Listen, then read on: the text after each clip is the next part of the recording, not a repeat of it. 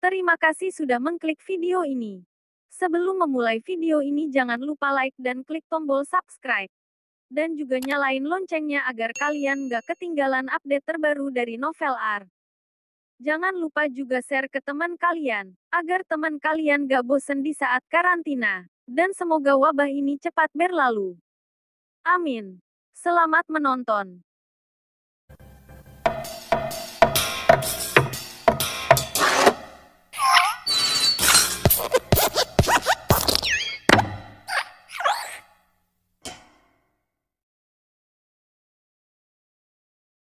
Kamu tahu keluarga Yuzi? Tanya Santi.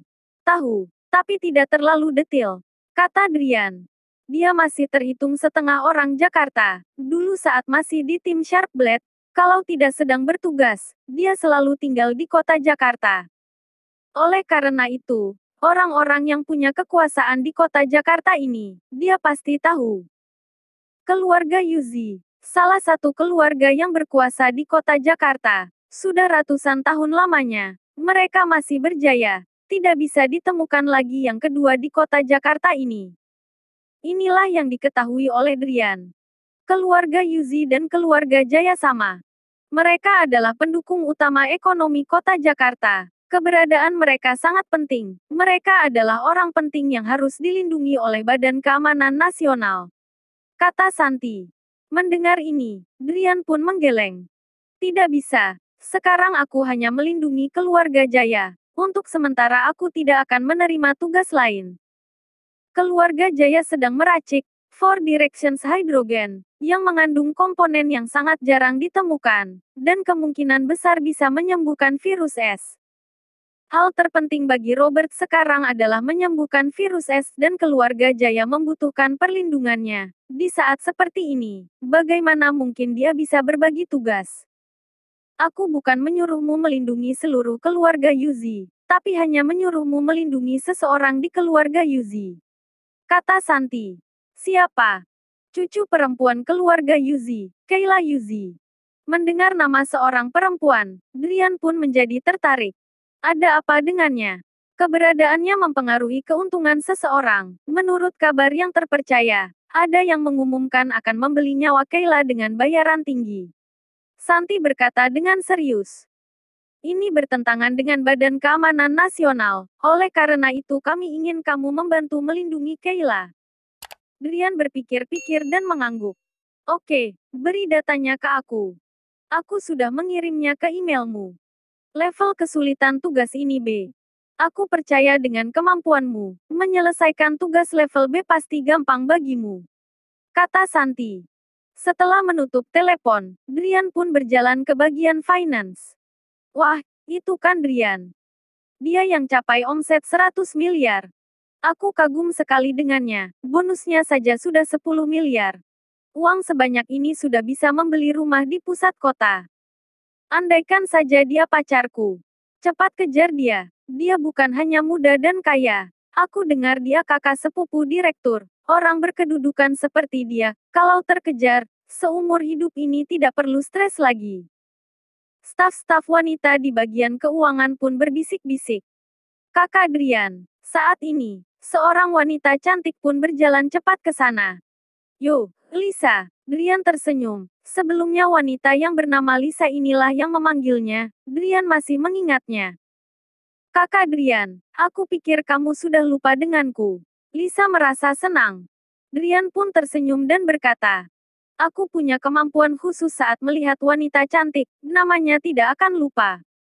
Mendengar perkataan ini, Lisa pun tersipu malu dan berkata, aku baru saja ingin pergi mencarimu. Ayo ikut aku, Direktur Stella sedang menunggumu. Ruang Direktur Keuangan.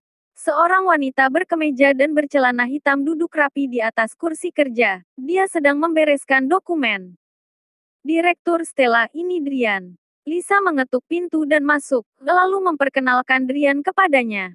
Stella mengangkat kepalanya dan berdiri, lalu tersenyum dan mengulurkan tangannya.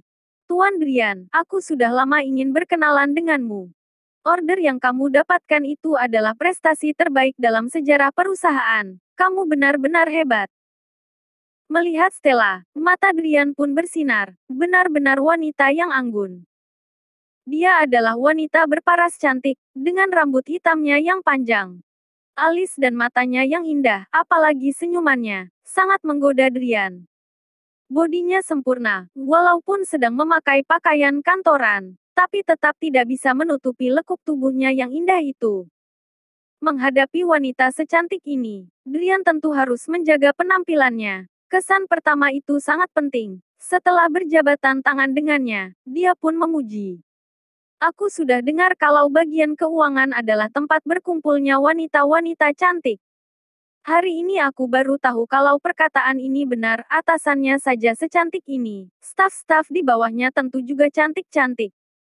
Tuan Drian bercanda saja. Stella tersenyum, lalu mengeluarkan selembar cek dari laci mejanya. Elni, uang 6 miliar adalah persen dan bonus untukmu. Selamat, ini adalah bonus terbesar di perusahaan ini. Makasih Direktur, akhir-akhir ini bagian keuangan pasti sibuk. Kata Drian sambil tertawa. Ini adalah kewajiban kita. Kalau dibandingkan dengan Tuan Drian, ini tidak ada apa-apanya. Kata Stella. Semudah ini sudah bisa duduk di posisi direktur keuangan. Kemampuan dan eknya pasti sama-sama hebat. Drian masih ingin berbicara lagi dengannya. Tapi untuk sekarang yang bisa mereka bicarakan hanya mengenai bonus ini. Kalau ingin mengenal Stella lebih dalam lagi, dia harus sering-sering berhubungan dengannya. Saat berjalan keluar, Lisa pun menyambutnya dan berkata, Kakak Drian, bonus sebesar ini, ada bagian kami. Tentu saja ada. Selama ini kalian sudah bekerja keras. Malam ini aku traktir makan ya. Kata Drian. Wah. Staf-staf bagian keuangan pun kegirangan.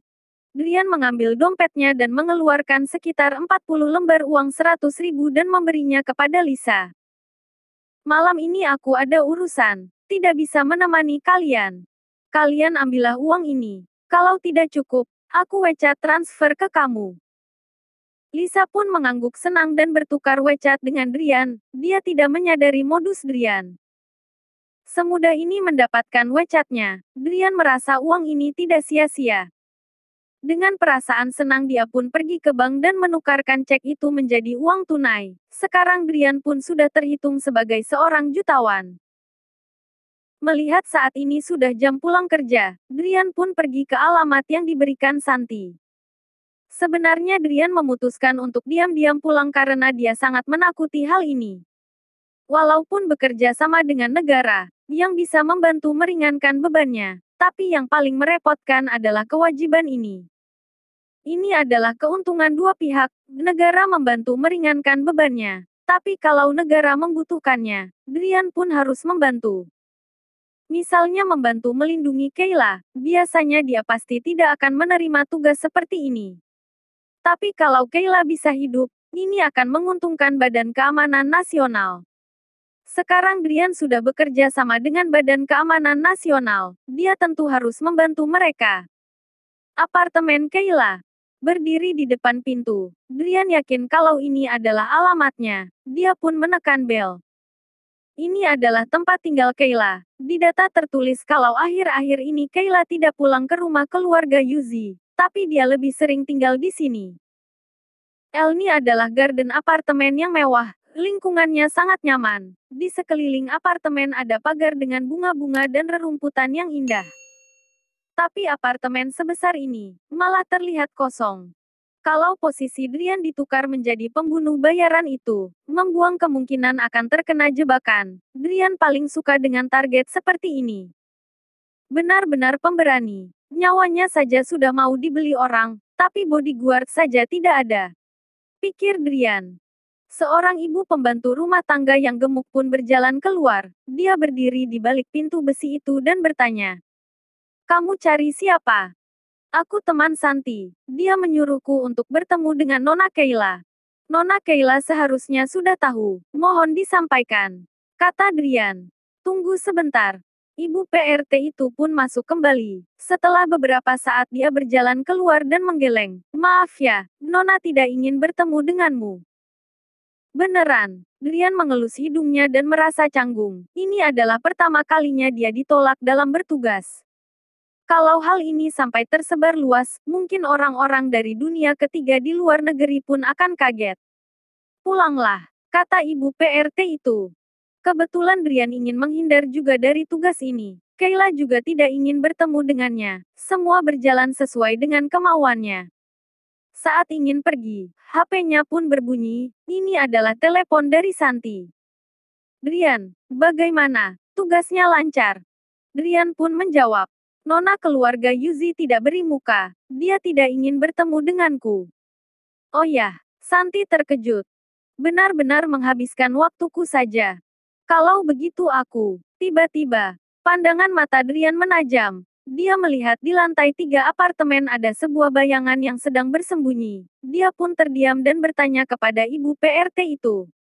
Nona kalian di lantai berapa? Lantai 1, ada apa? Kata ibu PRT itu. Tiba-tiba, Drian pun menjinjitkan kakinya dan memanjat dinding apartemen itu lalu berlari hingga ke pintu besar apartemen. Berhenti, ibu PRT pun mengejarnya. Bam! Drian menendang pintu itu hingga terbuka. Saat itu Kayla sedang membaca buku di ruang tamu. Mengingat orang yang dipilih Santi untuknya, dia pun merasa lucu. Memang, dia sudah menyinggung orang-orang yang tidak seharusnya disinggungnya. Lalu kenapa? Apakah orang-orang itu berani membunuhnya? Oleh karena itu, saat Drian tiba di rumahnya, dia pun menolaknya. Bercanda ya, dia tentu tidak mau dilindungi pria asing yang tidak dikenalinya. Kayla menutup bukunya dan bertolak pinggang. Sudah saatnya makan malam. Malam ini makan apa ya? Tapi di saat ini, pintu terdobrak dan terbuka dari luar. Lalu muncullah sesosok pria yang tidak dikenalinya. Kayla sangat terkejut. Dia terbengong saat melihat Drian masuk ke dalam, menyadari pintunya yang rusak. Dia pun marah dan bertanya. Kamu siapa? Orang yang melindungimu. Drian malas berbasa-basi lagi. Dia pun berdiri di depannya dan melihat ke arah tangga. Awalnya dia tidak ingin ikut campur, tapi karena sudah melihatnya, dia pun tidak mungkin pergi begitu saja. Kamu Drian. Kayla menatapnya. Benar. Aku tidak mengizinkanmu masuk, terus kamu harus mendobrak pintu. Ini melanggar hukum tahu. Kayla marah. Ibu-ibu PRT lainnya pun datang ke sana, walaupun tidak ada bodyguard. Semuanya gemuk-gemuk dan berwajah seram, mereka menaikkan lengan baju, seperti ingin berkelahi dengannya. Lapor polisi. Tangkap orang ini. Perintah Kayla. Siapapun tidak akan berprasangka baik terhadap orang yang sudah mendobrak pintu dan masuk ke dalam rumahnya. Walaupun Drian dikenali Sarah, Kayla tetap tidak akan melepaskannya begitu saja. Beberapa wanita parubaya yang berbadan besar ini mungkin tenaganya lebih besar dari pria. Dan Drian sama sekali tidak terlihat kuat. Tapi Drian tidak panik dikelilingi oleh ibu-ibu ini. Dia melihat ke sekitar, seperti sudah mempunyai caranya sendiri untuk menghadapi mereka. Drian seperti seekor ikan belut. Jelas-jelas dia terapit di tengah-tengah mereka. Tapi bagaimanapun ibu-ibu itu menyerangnya, mereka sama sekali tidak bisa menyentuh ujung baju Drian sedikit pun. Yang ada mereka malah kelelahan. Saat melewati setiap ibu PRT itu, Drian akan menepuk pelan pundak mereka dan mendorong mereka ke atas sofa. Total ada 8 orang ibu PRT. Tidak sampai semenit, mereka semua pun terjatuh ke atas sofa. Anehnya, ibu-ibu PRT yang terdorong dan duduk di atas sofa itu tidak bisa berdiri lagi. Kayla pun merasa bingung dan berkata, Bibi Yani, kalian kenapa? Bibi Yani adalah pemimpin dari semua ibu-ibu PRT itu.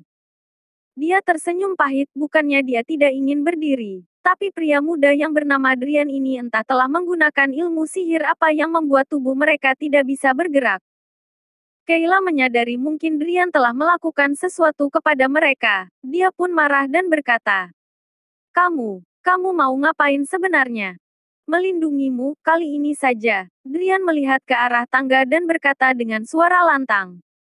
Kalau sudah datang, ngapain sembunyi? Kayla baru saja ingin berbicara.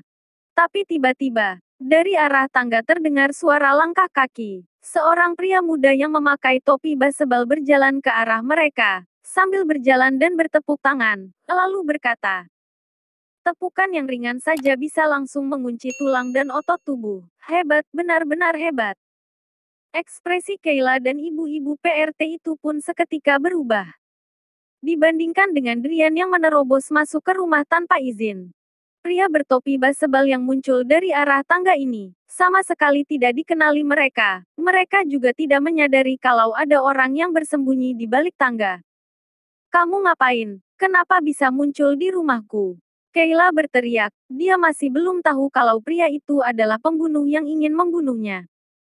Tatapan pria itu pun seketika menjadi tajam. Dia mengeluarkan sebuah pisau belati dari pinggangnya dan berlari menyerbu Kayla. Nona cepat lari. Ibu-ibu PRT itu menjerit. Mereka ingin berdiri melindungi Kayla tapi mereka tidak bisa bergerak sama sekali. Mereka pun melihat ke arah Drian dan merasa sangat jengkel. Kalau bukan karena dia, Nona tidak mungkin akan terjerumus dalam keadaan seperti ini. Kayla hanyalah orang biasa. Dia tentu tidak bisa merespon dengan cepat serangan seorang pembunuh profesional. Saat pembunuh itu menyerbu ke sana, sekujur tubuhnya pun kaku. Dapat. Pria bertopi baseball itu tersenyum. Dia seperti sudah membayangkan kalau targetnya akan terjatuh. Tapi di saat yang bersamaan, sebuah tangan terulur ke sana dan menahan pergelangan tangannya, lalu melempar tubuhnya keluar, menghempasnya ke anak tangga. Ingin bunuh dia.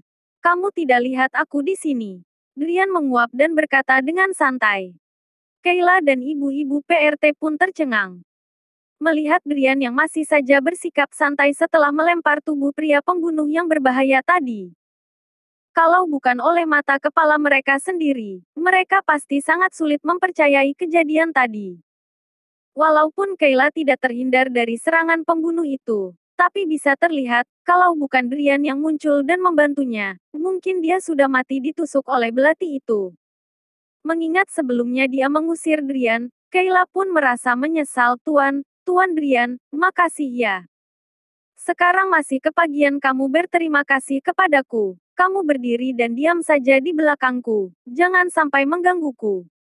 Kata Drian, lalu melihat kembali ke arah tangga.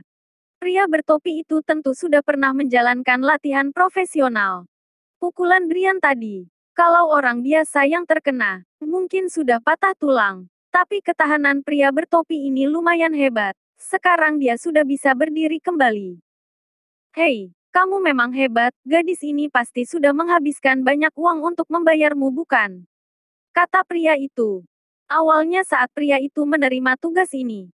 Di data tertulis kalau Kayla tidak punya bodyguard. Oleh karena itu dia merasa tugas ini akan terasa ringan. Dia pun tidak melakukan persiapan dan datang sendiri untuk membunuh target. Kemunculan Drian mengacaukan rencana pria ini. Walaupun baru beradu sebentar dan tidak tahu latar belakangnya, tapi Drian malah bisa setepat itu. Ini membuat pria itu merasa sedikit ketakutan. Aku biasa dipanggil Bayu. Targetku hanyalah gadis keluarga Yuzi ini. Kalau kamu masih tidak menyingkir, jangan salahkan aku nanti kalau sampai melukai orang lain yang tidak bersalah. Pria itu mengancamnya. Bayu, aku tidak pernah dengar, memangnya kamu terkenal? Drian menggeleng. Ekspresi Bayu tiba-tiba menjadi kaku, di dunia pembunuh. Walaupun namanya tidak masuk di peringkat atas. Tapi dia juga termasuk pembunuh yang bisa diandalkan. Melihat Drian sehebat ini, dia mengira Drian juga bekerja di bidang ini. Dia pun menyebut nama panggilannya. Tujuannya ingin menyuruhnya mundur, tapi dia tidak menyangka, Drian malah tidak mengenalnya. Ini membuat Bayu sangat canggung. Dia pun berkata, Hei, walaupun kamu tidak mengenalku, tapi kamu seharusnya tahu aliansi pembunuh, Shadow Tiger, bukan? Kamu sudah mengganggu kerjaanku. Ini sama saja dengan menyinggung seluruh aliansi pembunuh Shadow Tiger. Bakal ada banyak masalah yang menantimu. Shadow Tiger. Oh, kalau ini sepertinya pernah ku dengar. Drian mengangguk.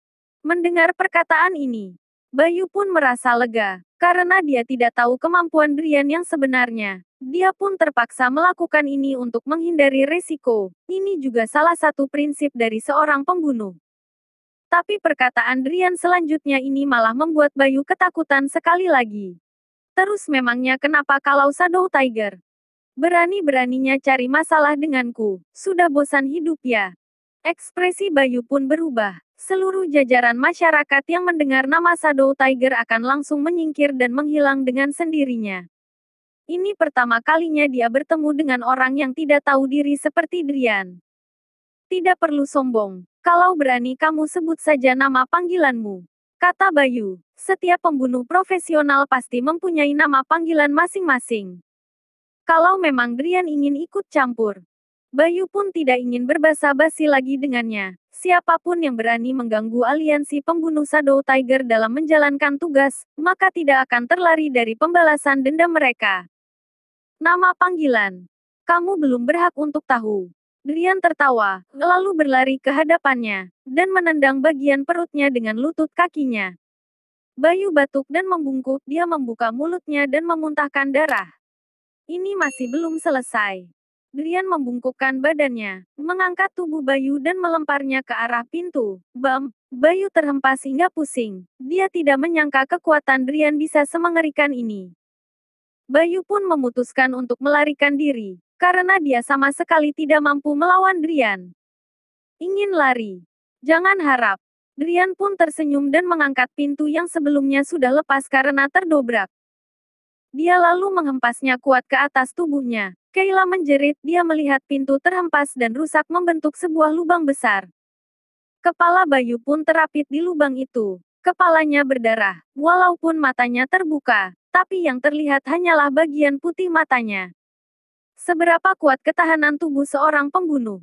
Tetap saja bagian kepala pasti tidak akan sanggup menahan hempasan kuat seperti tadi. Sepertinya dia sudah pingsan. Serbuk kayu pintu menggores bagian lehernya hingga terluka. Sepertinya dia sudah tidak bisa bertahan lagi.